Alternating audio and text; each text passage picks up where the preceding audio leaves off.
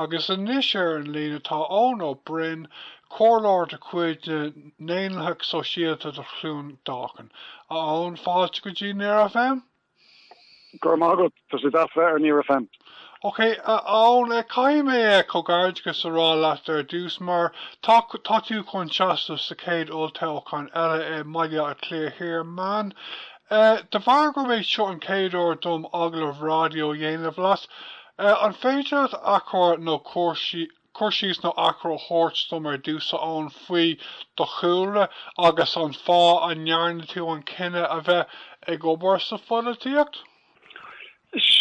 Tá mé imime cóirleoir ó 2009. Bhí me gcónaí th lear fa 2 bliain ó 2005 2007 sa túlan agus sa rank agus chunig mé bailach níos fearr an sin chun rudí a chur a gríoch I dtaobh an legan amach ar an shráid insna carcha na plazas an choras umper an bailach a déanaid sláinte ag bailach a déanaid chum leanaí agus an bailach a déanaid tíocht cumá.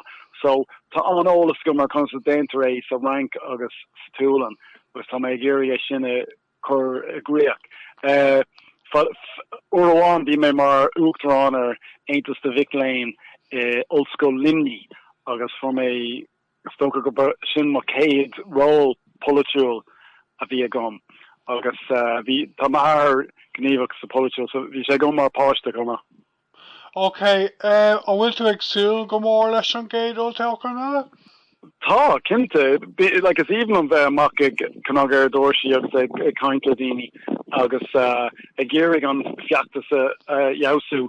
Bhí mé ag déanamh hana féin inniu tránán agus ba mé ag gabhann Labhair a rís inniu. Ok, Eoin.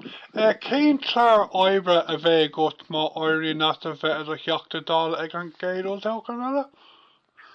An príomh rud gúil na Daonlathaithe Sóisialta ag géirigh chur a gríoch ná sláinte céir agus an rud atá I gceist le sin ná nach bhfuil ach chóras amháin sláinte sa tíre ar an de gachtain a faoi láthair tá árachas sláinte ag leat an daonra agus tá leat an daonra ag íocha suas go €7 an am chun dul ar cuairt go dtí an doctor agus darlinn is choras seanáimsere I seo ba ceart go méid choras sláinte poiblí a gcuin ba ceart go níoch daoine a cáin agus go méid an choras sláinte an sindómh nuair tá sé á iarraí acu agus bhétá NHS a chur nó tá an rud céine acu sa rank agus sa túla. Bhí sin an príomh rud tuaigh na sacnáms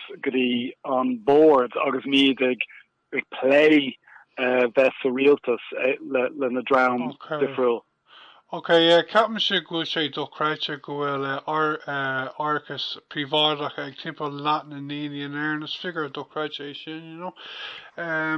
Ok, nor bhíonn tú ag canvasáil I do dáilcheantar cad na topic is má bhíon ag córásta daoine an sin? Well, brahan sé ar an duine agus cás féin bhéadach sé bheith an choras umper bu mé le duine inniu nach capan bhfuil golóir tréanana ó Olltoghchán seach sa car tá dart le táchtach tá béidir go tugadh sé faoi feithe mé bu mé le duine eile a bhí ag caint faoi cuasaí timpeallacht daoine eile bíonna caint faoi tíocht go mór mátá daoine óg ach fásta in san seach agus bhí daoine eile caint faoi éideachas agus an choras sláinte so brahan sé an duine féin I gcoitinta.